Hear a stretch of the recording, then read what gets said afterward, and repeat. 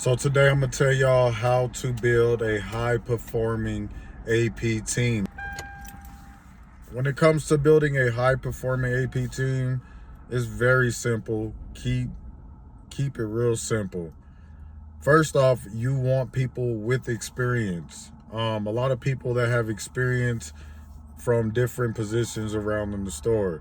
Like myself, I have experience in cart pushing, overnight stalker, and the cab team, for example. You feel me? So when I bring all of those positions together and I come to do AP, I know where to look. I know how the process works and the more effective I will be when I am checking these departments. If you got somebody else on the team that knows more about the front end, has a background in cashier, CSM, front end coach, even better. I had a partner um, who came from the front end and she was rocking that bitch. She was rocking that bitch. So I left the front end to her. Now, for a lot of us, unfortunately, for a lot of people, unfortunately, you're not gonna have an AP team. You're not gonna have a squad. You're gonna be solo. But for those that do have an AP team, when you are trying to build a high performing AP team, it is best that number one you have people with experience, but also these people can get along, and these people they know how to communicate, they know how to be mature, know how to be civilized. There's people that might be on your team that you not gonna get along with, you're not gonna see eye to eye with, but understand that we all have a job to do, and when that person has an apprehension, it is your job, it is your duty to still show up and show out for your team. You feel me? And then when the apprehension is over, y'all could go back to hating each other. I could care less. You feel me? But when it is time to go to work, y'all have each other's back and vice versa. If you get into some shit, that person need to be there for you. You feel me? And then when the apprehension is done, y'all can go back to hating each other.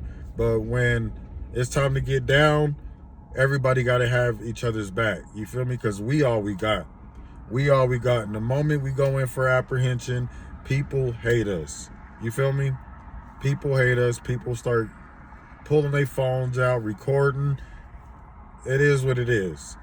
Now, if sometimes you'll have situations where you don't get along with your manager directly, like your APM, your AP coach, your ETL, you feel me? And I'm gonna just tell you like this: thug it out, which means stick it out. You feel me? Put your head down, get your work done, come in, do your 8 hours, and be gone about your business. Now, if it's becoming too much, if it's becoming too hostile, too toxic for you to work in, y'all always at each other's throats, then go ahead and put in for that request. Now, I do know for a lot of stores, some stores, I don't know if this is still the case, but sometimes your transfer depends on if your AP coach or your ETL signs off on that. And sometimes if your ETL, your AP coach hates you that much, they're not going to sign off on it just to piss you off even more. They just trying to get you to quit, and they just trying to press you to get up out of there. You feel me? But what I'm going to tell you is this: hey, stand your ground. Stand your ground. Fuck them. Stand your ground. Fuck them. You know what I'm saying? They want to be petty. Okay, cool. Beat them at their own game. It's all about mental. If they can get inside your mental, they got you. You feel me? If the outside world can get in your mental when you're doing this job, they got you.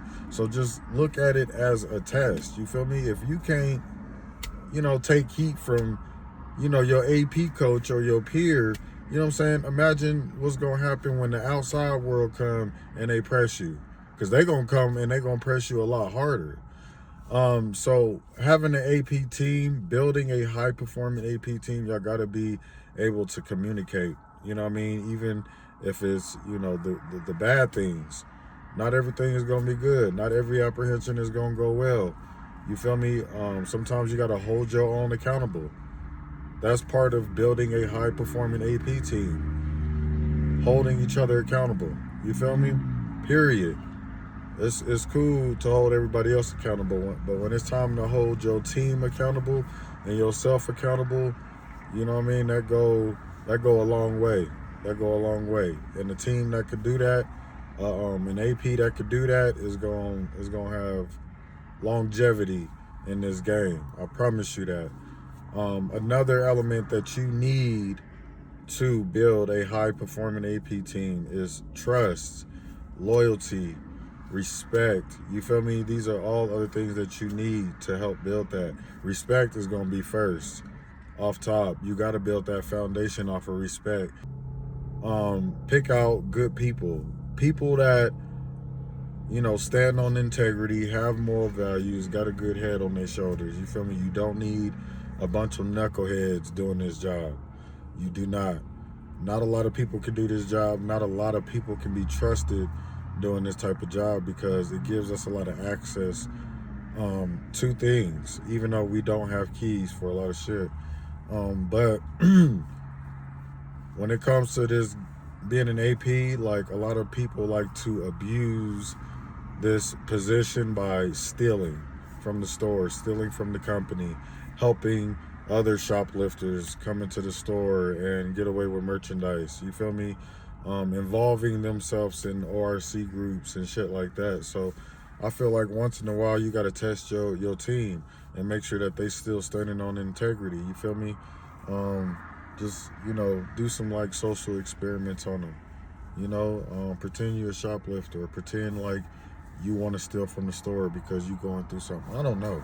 Make up something. But, you know, I used to test my team to make sure that they were still standing on integrity at the end of the day, because I can't have a bad apple on my team. I can't. I won't. I refuse. You feel me? Usually, and for anybody who's ever trained or is training APAs knows that, like, you could tell if somebody's gonna make it within like the first 30 minutes of training anybody. You feel me? You can just tell by having a conversation with them, what they think about the job, the questions that they ask, the body language. You feel me? You could just tell right off the bat whether somebody's gonna make it in this game or not. When one of your fellow APs step out of line, this is where I go back to talking about holding your own accountable. So if one of your fellow APAs is out there doing something they ain't supposed to be doing, or they cross the line, that is your duty to just pull them aside and be like, hey man, don't be doing that. You can't do that. Yada, yada, yada. You feel me? After the first time, after a couple times go by and they still doing shit, like, okay, then bring that, you know, up to management. But to sit here in today's era and try to get in front by, you know, throwing each other under the bus, that's not going to work. That is not how you're going to build a high performing AP team. When you got people throwing each other under the bus because they're jealous, they're hating, because they know that, you know, somebody can do the job better than they can. You feel me? It's just hater shit. You feel me? And we got a lot of that stuff going on in the workplace. That actually happened to me at Safeway. You don't need that in the workplace. Like, if you got a problem with what somebody's doing, depending on the severity of the situation, if you can have a conversation with them, have that conversation with them. You feel me? And then if it keeps getting out of hand, bring it up to management. You feel me? But this is that part when we hold each other accountable for the things that we say or the things that we are doing. This is the era that I come from. And I've had it with many people, a lot of managers, about how they've treated, you know, a shoplifter, or how they've treated somebody that I was training from a different store. You feel me? I don't give a fuck who you are. I don't care what your title is. If you are mistreating people, talking down on people, riding your high horse, I'm going to say something. And I'm going to try to do something about it. You feel me? That's just the way that I operate. When it comes to building a high-performing AP team, if you cannot find people that are experienced, then your best bet is to try to first start off by internally. See if you can find somebody who wants to join the AP team internally. You can't find nobody internally, externally with some type of experience. If you starting fresh, you got to start off with somebody that at least knows the concept behind, security, loss prevention, knows the basics. You feel what I'm saying? You got to build a foundation. So you want somebody that has some type of experience, whether that's internally or externally. And once you bring that first person in, then you start to build off of them. You feel what I'm saying? And then you can bring somebody else in that's already experienced, or you can bring in a fresh body and then just teach them the ropes. You feel me? So if you want them type of teams, these are the ingredients that you need to build that with. Like, for real. You don't need people that's going to be doing that little petty shit. You feel me? Throwing each other under the bus and try to steal from the company and not moving with integrity. You don't need people like that. You feel me? You want people that's going to be able to communicate, be effective, have moral values, got their head on straight. You feel me? So, talking about solo APs, man, keep doing what y'all do. Keep your head up, happy hunting, be safe, stand your ground, watch your surroundings, be alert at all times. It's your boy Eagle Eye Miller.